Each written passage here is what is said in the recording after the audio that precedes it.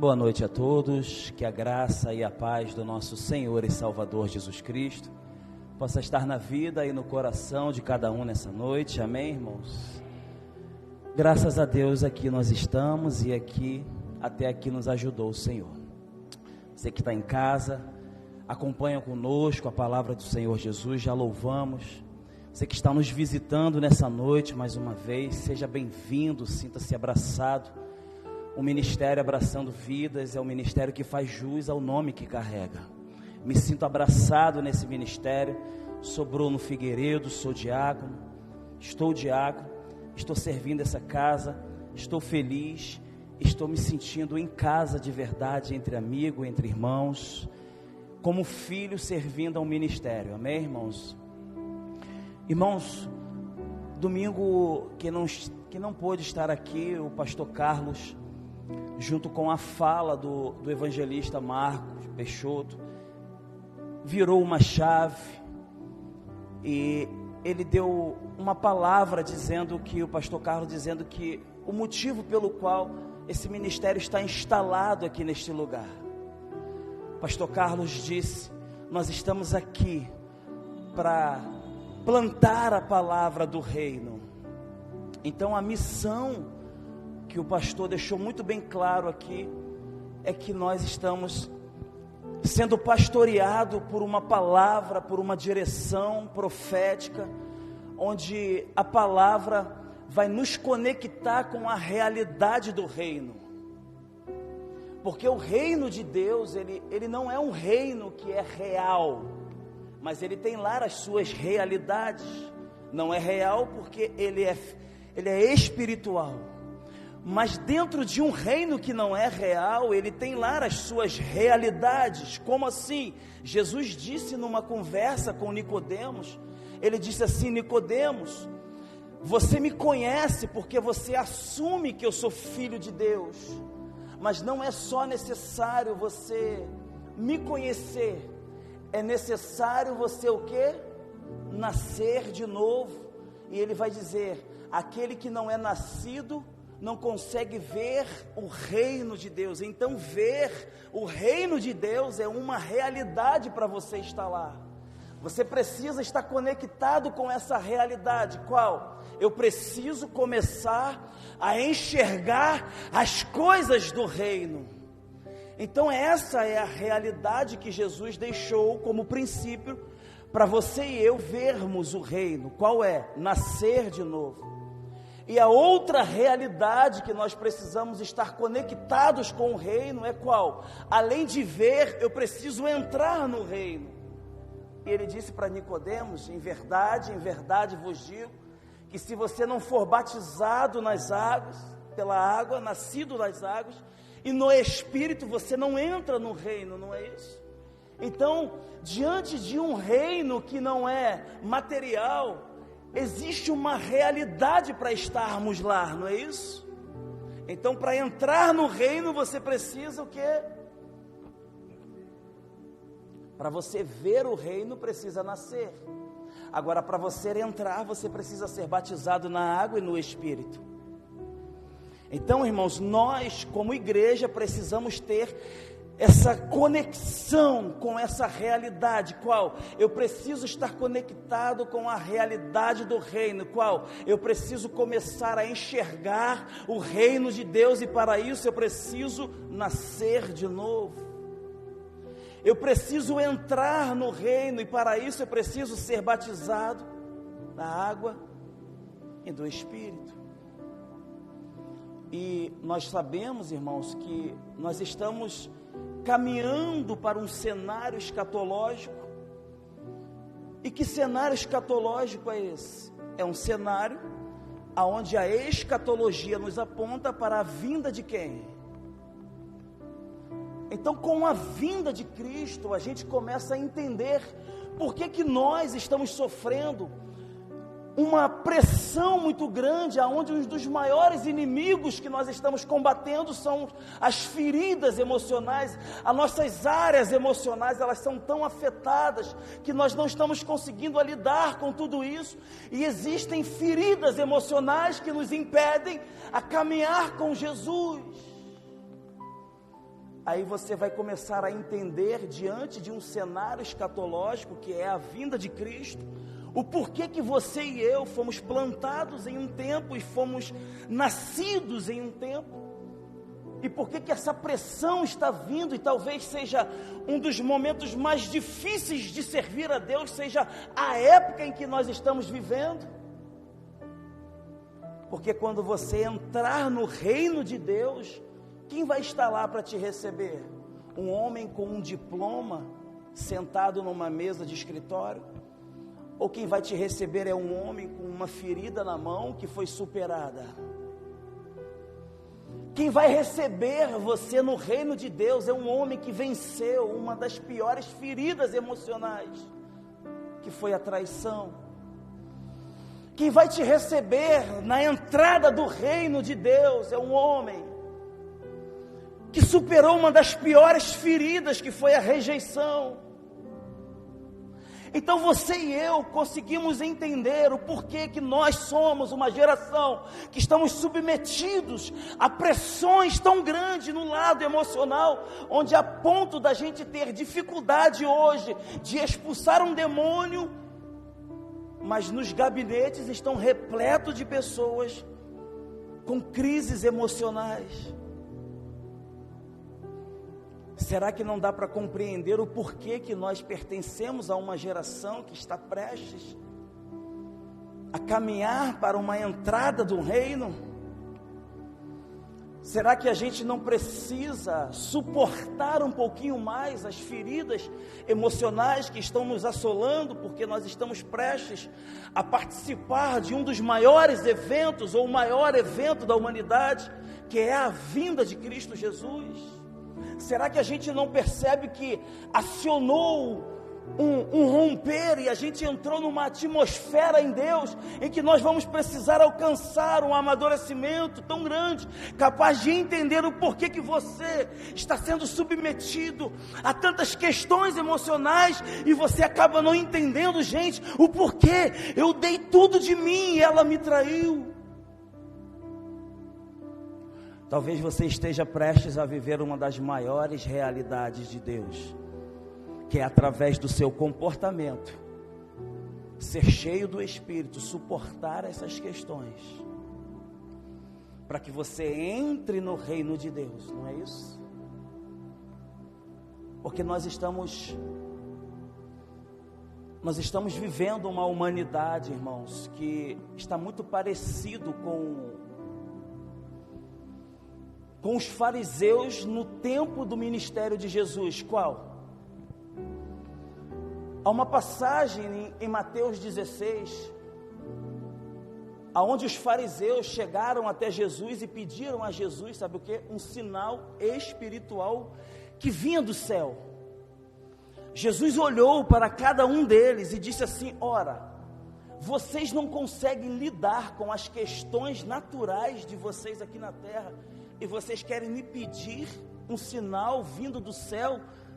Ou seja, Jesus, em outras palavras, ele está querendo dizer o seguinte: coisas naturais aqui na terra abalam a vida de vocês, e vocês querem entender do mundo espiritual, que é o reino de Deus. Coisas básicas estão nos derrubando. Nós não estamos conseguindo lidar com as nossas condições humanas, e nós estamos querendo entrar numa esfera espiritual para lidar com coisas que são mais poderosas. Então nós vamos precisar compreender aqui embaixo uma realidade do reino de Deus, para a gente começar a acessar uma esfera, para a gente começar a ter acesso a coisas do reino de Deus. Amém ou não amém? E eu queria que abrisse lá em Mateus capítulo 18. Eu sempre quando eu vou ministrar a palavra, eu quase não passo o dia inteiro estudando. Por quê? Porque senão eu gosto de pegar essa conexão com Deus, sabe? Porque às vezes a gente se prepara tanto para um culto como esse, e Deus quer que a gente venha ungido e separado. Eu já me preparei tantas vezes para pregar e chegou lá o Espírito Santo que queria pregar e ficou aquela guerra, eu quero, o Senhor também quer. Então hoje eu deixei bastante fluir dentro de mim aquilo que Deus queria ministrar ao coração da igreja. Eu acredito que talvez dê tempo. Mateus capítulo 18.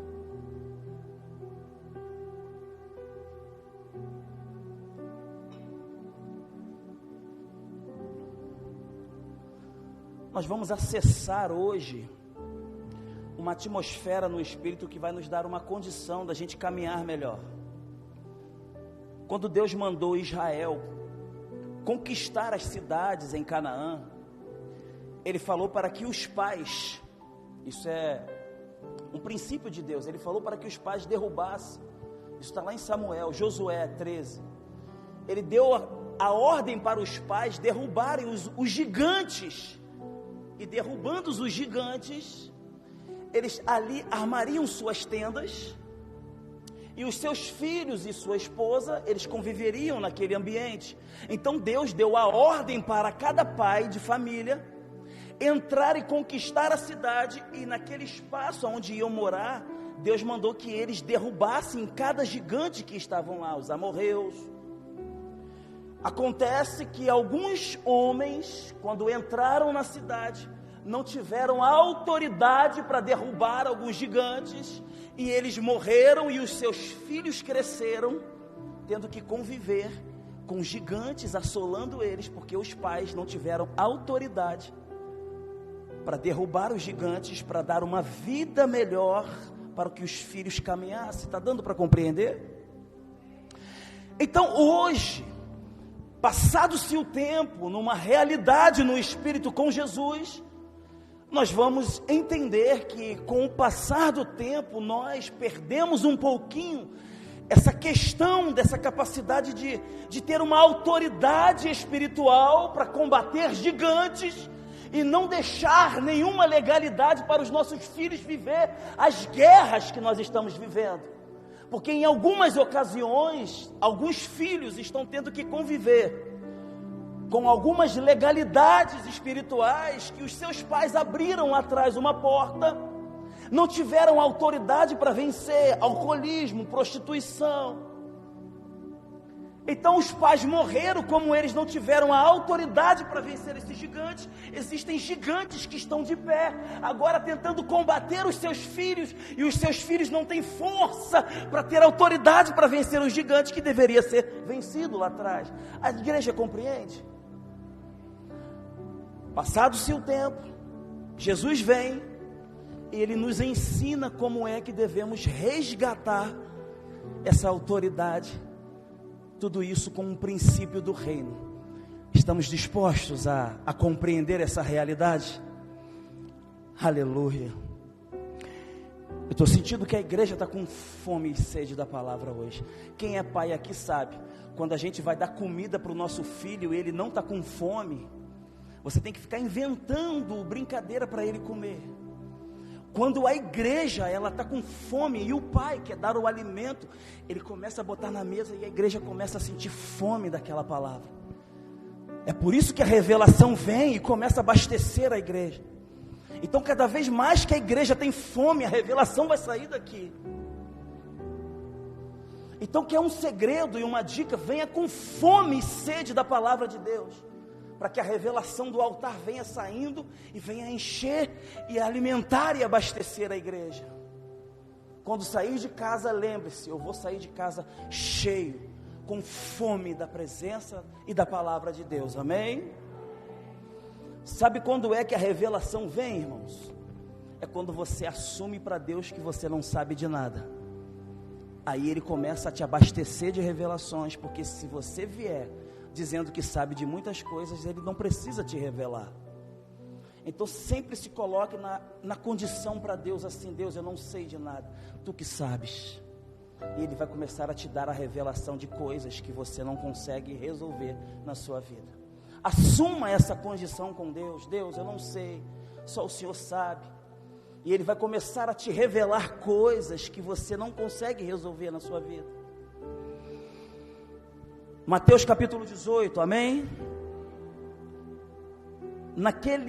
naquela mesma hora,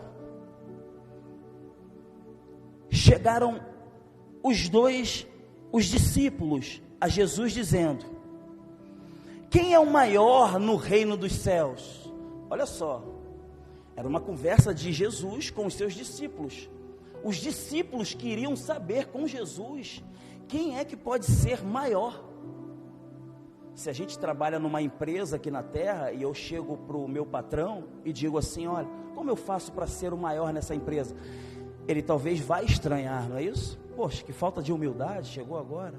Mas não, Jesus, ele não ignora essa pergunta dos discípulos, ele até ressalta e faz gosto em responder. Por quê? Porque o reino dos céus é espiritual, e Jesus não tem problemas de revelar uma forma de você ser grande no espírito. Ele teria problema se os discípulos viessem questionar a ele de uma forma de ser maior aqui na terra, porque tudo que Deus quer é que nós nos tornemos pessoas grandes, com autoridade no espírito. Então Jesus não nega essa pergunta, e ele vai, versículo 2, ele vai dizer assim: e Jesus, chamando um menino, o pôs no meio deles e disse: em verdade vos digo que se não vos converterdes e não vos fizerdes como meninos, de modo algum entrareis no reino dos céus. Olha para cá. Ora, Jesus diz que para entrar no reino dos céus é uma realidade. Agora, para ser grande e ter autoridade, ele vai chamar uma criança.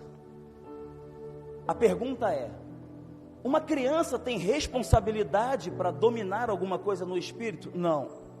Então Jesus não está falando sobre ser uma pessoa que se comporta como uma criança. Até porque, para ser e ter autoridade no reino, você precisa de responsabilidade. E uma criança não tem responsabilidade. Uma coisa eu te pergunto: Jesus é um homem que veio para trazer para nós um conceito de relacionamento, de ser humano, uma forma melhor de nos relacionarmos como irmãos, como filhos, como pais aqui na terra. Em todo ensinamento de Jesus é para nos mostrar a forma humana de desenvolver coisas aqui na terra que nos demonstrem para o Pai que somos capazes de entrar no reino. Então Jesus vai chamar uma criança, porque quando os nossos filhos estão brigando com outra criança, nós como pais separamos e até brigamos, mas os nossos filhos brigam e 10 minutos depois eles estão fazendo o quê? Opa, então pode ser um ponto em que Jesus está querendo relacionar a forma de nós termos autoridade no Espírito. Qual? É a capacidade que nós temos de superar as nossas brigas dentro dos nossos relacionamentos. Então, se eu preciso adquirir uma autoridade no reino de Deus, eu preciso melhorar o meu comportamento. Na medida em que eu vou avançando nos meus relacionamentos, e o meu cônjuge, o meu irmão, a gente discute, e eu viro as costas e fico 3 dias sem falar, como que eu posso ter autoridade no reino, se eu não consigo vencer uma capacidade que é de me relacionar? Então, a medida que Jesus está dando como princípio para ter autoridade no reino é: melhore a sua capacidade, meus discípulos, de como se relacionar com as pessoas. Brigou, resolva seus conflitos. Por quê? Porque essas questões que você fica agarrado. E ele vai seguindo. No versículo 4 ele diz assim: portanto, aquele que se tornar humilde como este menino, esse é o maior no reino dos céus. E qualquer que receber em meu nome um menino, tal como este em mim, me recebe. Mas qualquer que escandalizar um destes pequeninos, que crê em mim, melhor que fora que se lhe pendurasse ao pescoço um mó de azenha e se submergisse na profundeza do mar. Ai do mundo por causa das coisas que fazem cair no pecado. Ou algumas traduções dizem, ai daqueles por que vem a ofensa, o escândalo. Portanto, se a tua mão ou teu pé te escandalizar, corta-o, tira-o para longe de ti. Melhor te é entrar na vida coxo ou aleijado, do que tendo 2 mãos ou 2 pés, seres lançado no fogo. Jesus ali continua dando instruções de como ter autoridade no reino. Ele vai dizer assim, ai daquele que trouxer o escândalo. E na continuação, ele ainda vai um pouco mais profundo, porque necessário é, quando vem a ofensa, mas ele está muito mais observando, não é quando eu levo uma ofensa para alguém, é a maneira como você responde à ofensa que você recebeu. Porque para entrar no reino, para ser maior no reino, não depende da maneira como você se relaciona, e você não está buscando a autoridade, e a matéria-prima para você ter autoridade no reino, ele acaba de dizer, você precisa ser humilde. Humilde vem de humilhação também. Então quando você começa a buscar uma autoridade no reino, ele vai submeter você a provações, aonde vai permitir ofensas para a sua vida. Então se você está vindo aqui buscar autoridade no reino, para vencer seus gigantes, o que vai começar a surgir na sua vida? A matéria-prima é a humildade. Então quando eu ofendo o Mateus, Deus está olhando lá de cima e Ele quer entregar uma medida de autoridade para alguém. Está eu e ele, eu ofendo ele. A maneira pelo qual ele responde às minhas ofensas, a autoridade vai ser distribuída. Porque quando o céu está observando alguém para dar autoridade espiritual, ele não observa quem está certo e quem está errado. Ele observa como é que você se comporta quando está certo e para onde você vai quando você está errado. Como é que nós nos comportamos quando estamos certos? Porque na maneira pelo qual, se eu estiver certo e me comportar de uma maneira, eu já me apresento errado para Deus. E a gente não consegue demonstrar para Ele uma capacidade de receber esses níveis de autoridade. E no texto ele vai seguindo.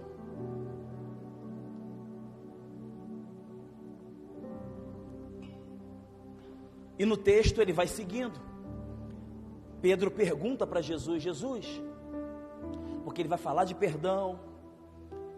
E Pedro pergunta para Jesus, quantas vezes devemos perdoar? E Jesus fala para Pedro, quantas vezes? Ora, 7 vezes.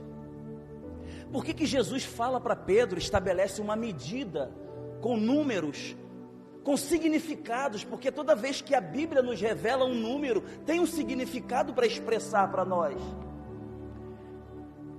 E por que Jesus revela para Pedro a quantidade de vezes que deve ser perdoado? Por quê? Porque Jesus, ele andava na revelação dos 7, que é o número perfeito. Então ele tinha que dar conta da revelação que ele carregava. Você, quando começa a adquirir autoridade no reino de Deus, você começa a receber revelações que você precisa começar a dar conta daquilo que Deus está te revelando. Ora, se você ler mais a Bíblia, quem é que precisa perdoar mais? Se você passa horas aqui no culto, quando chega em casa e tem uma diferença com o seu cônjuge, com o seu filho, quem é que tem que ter mais compreensão? Entende quando a gente diz que você tem que dar conta da revelação que você carrega? Ora, se você passou aqui 2 horas e Deus ministrou algo no teu coração, essa revelação, você tem uma responsabilidade sobre aquilo que Deus te revelou. Então Jesus, ele andava na revelação perfeita, e ele coloca para Pedro a quantidade de vezes. Talvez se Judas perguntasse a ele, ele daria outro número, porque Judas não teria a mesma capacidade de andar na revelação, porque ele já sabia qual era o propósito que veio Judas. Então você vai receber de Jesus uma revelação, aonde você vai ter que ter a responsabilidade de andar e caminhar com aquela revelação, e isso você vai tendo autoridade no reino, porque agora você já tem uma capacidade de compreender que os seus relacionamentos, nas brigas, nas suas intrigas, você precisa adquirir uma capacidade de superar as suas brigas. Você não vai poder guardar tantas coisas. Por quê? Porque agora você carrega uma revelação, aonde você tem uma responsabilidade. E ele vai caminhando um pouco mais, e Jesus vai contar uma parábola, entre 18 e 24, é a parábola do rei incompassivo. Ele começa a dizer que no reino havia um rei, que tinha um homem que devia a ele uma quantidade de dinheiro. Esse homem, diante do rei, ele não tinha razão nenhuma, não é isso? Porque aquele homem devia ao rei, é Mateus 18, 24. E agora aquele homem diante do rei estava sem razão nenhuma, e o que o rei faz com ele? Ele perdoa a dívida daquele homem. Aquele homem está diante do rei devendo 10 mil. O rei vê que ele não tem razão nenhuma e perdoa ele, e ele agora se torna um homem livre. E olha que Jesus ainda está no contexto de explicar como se tem autoridade. Porque quando você quer autoridade no reino, você não pode brigar para ter razão. Você tem que se submeter ao reino para ser livre. O reino de Deus, ele não trabalha para você ter razão. O reino de Deus trabalha para você e eu sermos livres e libertos. Porque o rei vê aquele homem sem razão nenhuma, liberta ele e ele vai embora. Quando aquele homem está caminhando agora, ele vai encontrar uma outra pessoa que está devendo a ele um valor menor. Agora aquele homem que foi liberto encontra um homem que está devendo, ele não tem razão, e ele vai cobrar aquele homem agora para que pague ele. Quando ele estava sem razão, ele foi liberto. Agora que ele tem a capacidade de exercer a mesma misericórdia, ele vai começar a se colocar diante daquele homem cheio de razões. E sabe qual é o fim da parábola? Jesus termina essa parábola dizendo que o rei, sabendo disso, mandou que homens prendessem eles, e os verdugos na prisão atormentassem ele. A parábola resume em um homem preso, porque queria ter razão, e agora os verdugos eram homens mascarados que ficavam atormentando o preso, não deixava dormir. Ora, aquele homem não tinha razão nenhuma, foi liberto. Quando ele começou a brigar para ter razão, ele foi preso e atormentado. Jesus continua dando explicações de como ter autoridade no reino, porque a gente vai perceber que em alguns casos na nossa vida, a gente vai ver uma discussão, um desconforto dentro de casa, e sempre tem um que quer ter razão, não é isso? Aí você resolve ceder, porque você entende a mensagem do reino, e você sabe que o reino não trabalha para você ter razão. Então você diz, tá bom, você venceu, eu estou livre. Você deita na cama e dorme. E quem é que fica sofrendo de insônia?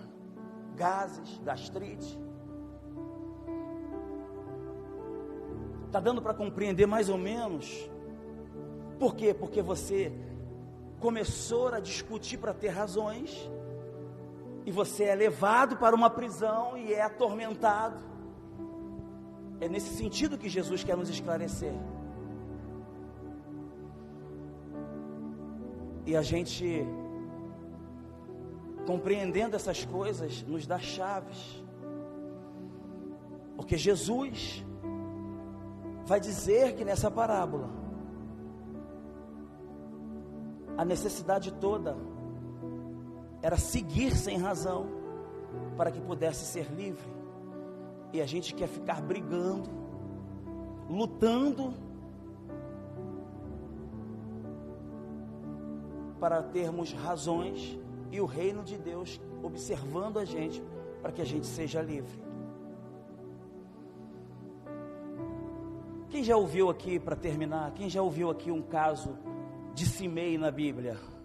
O caso de Simei, um homem chamado Simei, está lá no livro de Reis. Davi, ele comete um adultério, está indo para o deserto, cumprir o protocolo, ele perde o trono, ele despoja da coroa, ele deixa o trono e está indo cumprir o protocolo. Quando ele está entrando numa cidade, ele é apedrejado por um homem chamado Simei. O homem pega pedras e joga em Davi. Um dos valentes de Davi fala assim: rei, quer que eu corte a cabeça desse homem? Ele disse: não. Mas ele está te jogando pedras. Aí Davi disse assim: não. Davi conhecia qual era o pecado e qual era a punição pela lei de Deus de um adultério. Não conhecia qual era o pecado que levava pedradas. Era o adultério. E ele, na condição do rei, não foi apedrejado no momento em que deveria ser apedrejado. Então, anos mais tarde, alguns anos depois, ele está entrando numa cidade e o homem está jogando pedras, e alguém quer impedir, e ele fala: não, deixe que essas pedras venham. Por quê? Porque em algum momento da minha vida, eu errei, e agora essas pedras, quem sabe Deus não está trazendo para me punir de algo que eu fiz lá atrás. Era uma humilhação que Davi estava passando como rei, mas ele suportou aquela humilhação, aceitou as pedras, cumpriu o protocolo, e agora está voltando para Jerusalém. Quando ele volta para Jerusalém, o que deram para ele? 2 territórios a mais para ele governar. Davi aumentou o seu nível territorial de autoridade, depois que suportou uma humilhação. Anos mais tarde, Davi agora é velho, está quase morrendo, ele vai transicionar o teu governo para quem? Para Salomão, não é isso? E ele vai chegar para Salomão, velho, e vai dizer assim: Salomão, eu estou velho, você vai governar, certamente Deus vai te dar mais sabedoria do que eu, para lidar com algumas coisas. Você conhece Simei? Resolve essa questão para mim. Olha só, quando houver a possibilidade de pessoas começarem a te ofender, não reaja. Tenha a capacidade de entregar essa pessoa para alguém que tenha mais sabedoria do que você, para que ela venha puni-la.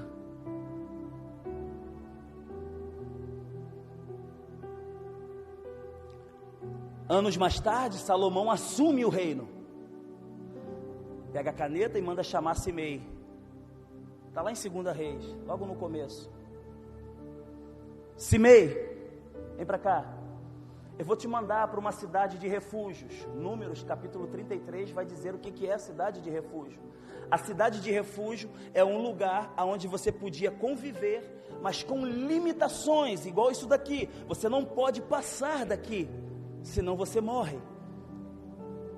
Tem pessoas que estão em volta dessa cidade, porque se você passar do limite, você é morto.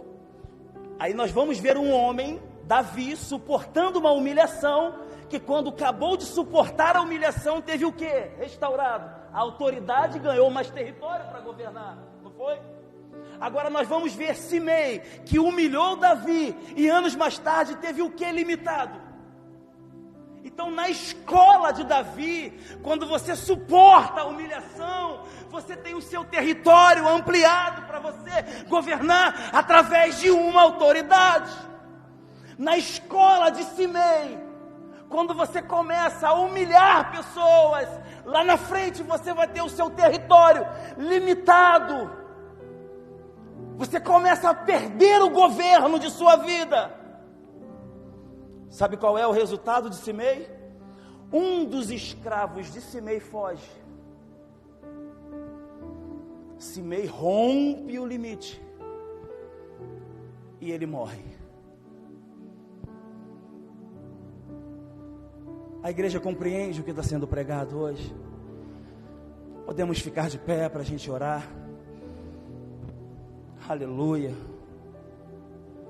Ó, irmão, está uma unção tão boa aqui, irmão.